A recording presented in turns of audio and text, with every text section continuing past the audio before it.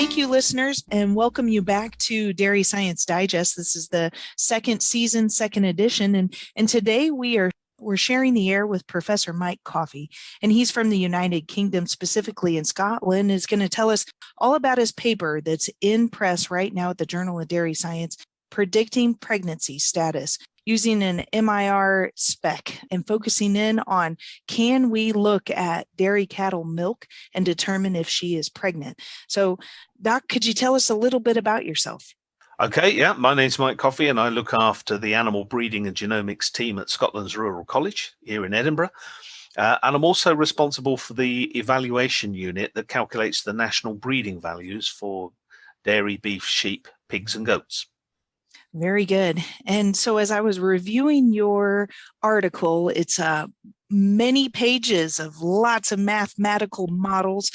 Could you simplify it down for me a little bit? What were the objectives of your research efforts? Okay, this is a very specific question we were looking at here. It's important to understand that we were not looking at detecting when a cow became pregnant, but more importantly, we were detecting a cow that became unpregnant. So these are cows that have held to insemination and then some months further down the line have lost that pregnancy. And we're looking to see if we can detect that change of status of the cow in her milk. You've already indicated it's using mid-infrared spectral data. That's a byproduct of routine milk recording. But in this particular case, we went a step further and we used deep learning. Deep learning, yes. And so I guess expanding a little bit more on the MIR, so that is looking at the wavelengths in it. So you're shooting the wavelengths through the milk sample, right? And yep. And collecting back the reflectance. Is that correct? Yeah, it's either the reflectance or the absorbance, but it doesn't matter because one is just one minus the other. Mm-hmm. And so as you're doing that, is that something that you foresee the dairy producer, is that something that they could ultimately do in their parlor in the future?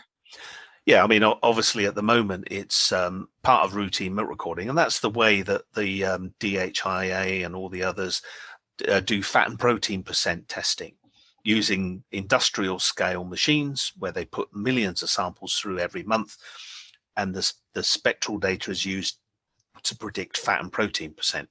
What happens is we retain it in a separate computer and we then see whether we can predict other things from it. Now, clearly, if we can predict pregnancy and other diseases and maybe yonis in the future, things like that, then we can repurpose the spectral data that's already been collected for one thing and repurpose it for using it for doing lots of other things. Now, clearly, at some point in the future, the technology that's at the heart of these industrial scale machines potentially could be miniaturized and might even be part of the milk recording apparatus, whereby the milk would be analyzed through one of these machines in the flow. I know a lot of companies have been trying to do this for many, many years. And ultimately, when they succeed, you can imagine a spectrophotometer measuring the spectra in the milk and then another computer making predictions about if the cow's pregnant, she's got this disease or that disease, or lame, or how much feed intake she's had, how much methane she's produced, lots of things like that in real time. Wow. Wouldn't that be fascinating? The content that you could gain from each individual animal would just be really impactful, and the ability to make accurate culling decisions and whatnot. So you referred to deep learning. Can you expand a little bit on what is deep learning?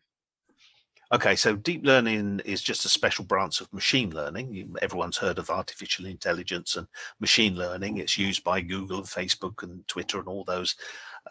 Specifically, facial recognition. You know, every time you put a photograph up on Facebook and say, yeah, here's me and my family, and you tag all their names, well, the algorithms behind are learning how to recognize people from their images.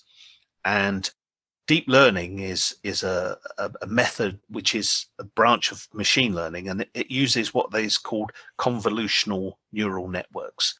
So it's sub-layers of learning that learn off each other. It's quite a complicated area, but essentially each layer learns off the next layer and the previous layer, and it improves the learning process of the algorithm to be able to say, here's a load of data to start with. and it's 1 or 0, yes or no, pregnant or non-pregnant. And the neural networks learn how to do that. And in the end, you have a model and you give it a piece of information and it will say yes or no, 1 or 0, pregnant or not pregnant. Wonderful. And as I was reading through your paper, it was talking about the genetic algorithm, or the GA1 or GA2. And so in my mind, to simplify it for me, I was imagining those are different generations of data. And so they would learn from each other and then ultimately become a very robust, or therefore reliable equation that would then be more likely to accurately determine or detect the change in pregnancy status. So just super fascinating. And I guess if I could pause for just a moment and thank you for your interest in applying this towards dairy, right? Because, you gave all these different inferences about where it's happening in society and whatnot, but it takes someone like you to bring it to our industry and help benefit the dairy industry. So just thank you for doing that, because I think it will ultimately have a huge impact on our industry. So I can just imagine folks listening right now, what they really want to know is, what does it work? What can you tell us about reliability, and is it sometimes false positive, false negative, or sensitivity? All those terms. Tell us what you learned. Okay. Does it work? Yes, it does work, and it works better in some herds than others, interestingly. And we're currently undertaking a field trial with our National Milk Records company. That's one of the major milk recording companies in the UK. And we're making predictions about individual cows. And then they're taking them out to the farm, and a vet's going to visit the farm to see how good our predictions are. Now, as I say, we've actually identified already by looking at existing data that it works better in some herds than it does in others. At the moment, we're trying to investigate and find out what the characteristics of the herds where it works really well are, because what we might do in the first instance is make the service available only in those herds. And you're correct. The point there is that what we don't want to do is predict that 50 of these cows are not pregnant, when in fact only 2 of them are not pregnant. And so we're trying to refine that process. The accuracy that we've got for predicting unpregnancy, over 90%. That's wonderful. So, yeah. That's really incredible. And so in glancing, and I know this is just speculation and not published or what, but what's different about the herds? What do you think is going to be the issue? Yeah, I think initial analysis indicates it may be something to do with the way they mobilize body fat in support of lactation. So these are extremely high yielding herds. They have a lot of body tissue mobilization, and that process may be interfering with the signal that we're getting for pregnancy. I see. It's early stages yet. Yeah. So that fatty acid in the milk. I see. Yeah. Fascinating.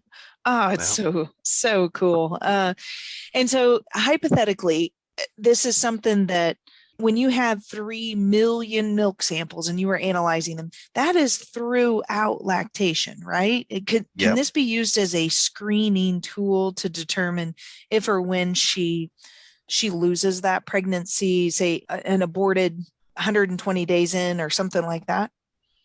Yeah, that's precisely what the organization we're working with, National Milk Records, they wanted it specifically to catch cows who lost their pregnancies late in lactation, because in the UK, particularly for some herds, that's very expensive. If the cow's not pregnant at the wrong time of year, then it can often be a few months before the cow actually shows signs of estrus again. And if the farmer's not really concentrating hard, he can miss her, and then she's lost it. She's maybe 6 or 7 months into lactation, and it's too late to get her pregnant again, and she becomes a cull. Yeah, too far gone. Yeah. Too far gone. Yeah. Can't get reset. Yeah. Oh, that's that would be hugely helpful. Having those days in calf, that would be incredibly helpful. Yeah. To know that. What else should we know about your modeling? Well, as I say, we're doing it on an ongoing basis. We're looking at other phenotypes that we might predict from the spectral data. If you think about any biological action in the cow could well leave a signal in the milk. And the similarity is other areas where, for example, they've trained dogs to smell people that have disease. And that's because the disease creates chemicals in the blood that comes out in the sweat, which dogs can be trained to scent, to smell. And it's exactly the same principle, that any physiological action in the cow may leave a signal in the milk. And the question is, can we find it? Can we detect that signal by excluding all the other signals, all the other noise that's in there? And diseases that we're very interested in going forward would be Johne's, methane emissions, because the production of methane in the cow's rumen leaves a signal in the milk. We think we might be able to predict feed intake from milk spectral data, all with varying degrees of accuracy. But given that these things are very difficult to measure anyway, even having it at 80% accuracy would give us a lot more information than we currently have. The second most important point about this is taking of the sample is already taken, and it's non-invasive. It's a routine milk sample from a cow. You don't touch the cow in any way. You take it out of the milking apparatus. It's done routinely. And I like to think of these new phenotypes as phenotype. That's wonderful. I love that. Over in Scotland, what percentage of the herds participate in milk testing on a monthly basis? Okay, so it's not just Scotland; it's the whole of the UK. Okay, and it's around about half of all cows. Being able to detect Johne's, it would be so curious to identify that, because that concept of the iceberg effect, where she's not actively shedding, and so it's just impossible to try to find her, that would be really fascinating, in seeing how that changes or impacts the milk. The first thing that comes into my mind is the social side of this. How do we utilize this information as dairy producers to benefit our herd and not allow it to go out of control on the social society side, saying, well, you're allowing these animals with all these physiological changes to generate milk for us. Is this milk safe? Where's that fine line, and how do we discuss this with consumers once we begin to adopt this technology? Yeah, it's a really good point. And what we're doing is kind of in a data wise, computing wise, we're sniffing the milk, and we're looking to see whether there's a signal that we can detect. Now, clearly, the people consuming the milk are saying, "Oh, does that mean a cow, that's got mastitis or is lame, produces milk routinely?" Well, the answer is yes, because it doesn't put anything of any detriment into the milk. And of course, in the UK, I suspect in the US mostly, the milk is pasteurized. So it's cleaned of any infectious material. The worst that can happen is that you can have milk that's got a slightly altered fatty acid content or more protein than you expected. But neither of those things are negative. Yeah. It's quite similar, for example, to farmers that feed carrots to cows. It's a good way of scooping up waste, waste carrots that otherwise would go into landfill, go into a dairy cow, and that they get processed in the rumen to produce milk. And of course, if you feed the cows too much carrot, the milk goes a little bit orange. Now, it's not going to hurt anybody. It's just not really a good selling point. So farmers are good at controlling that, Right. So there's lots of things about milk. It's not a homogeneous product that's the same every day of the year.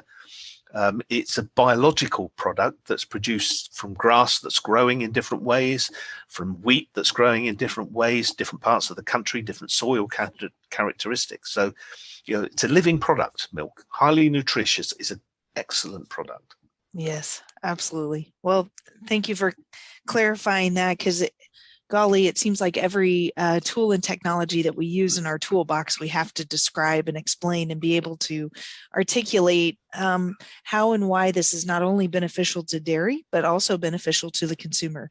And I believe that it is. And so, are there any other topics that we've missed in our discussion that you'd like to like to include? I don't think there are any we've missed. I think the important thing that's come out here is that dairy farmers are very, very keen to improve all the while. And this is a technology that has met with great acceptance by the farmers that I've spoken to. Very, very keen to deploy this, principally because it's non-invasive. And also because they can see the opportunities of improving other things like Ionis. In the UK, we're doing a field trial at the moment on TB. So TB testing, which is, a disease that costs farmers a lot of money, and it has high social impact on farmers. If they have an outbreak of TB, it can be devastating for the herd. So farmers try to avoid it at all costs, and we're looking at ways of being able to help them avoid it by using milk samples to help them manage that process. Clearly, there's lots of other things of societal interest like methane and lameness and feed intake and all those things. They'll come in good time. But the most important thing for any consumers listening is that farmers are very, very keen to produce a nutritious product that is not at the expense of the cow. I don't think a lot of people realize that a lot of dairy farmers spend more time with their cows than they do with their family. Absolutely. Yes. Yeah. That is so true. And they have a very keen interest in making sure that they're in good condition, they're looked after well, because a good condition cow that's looked after well will produce lots of milk and everyone's happy. Everyone. Well, Mike, this has been very informative, and I want to thank you for your time, and I want to thank the listeners. I applaud you for taking time out of your day, listening, and the opportunity to learn how this technology could help revolutionize the collection of information in your herd.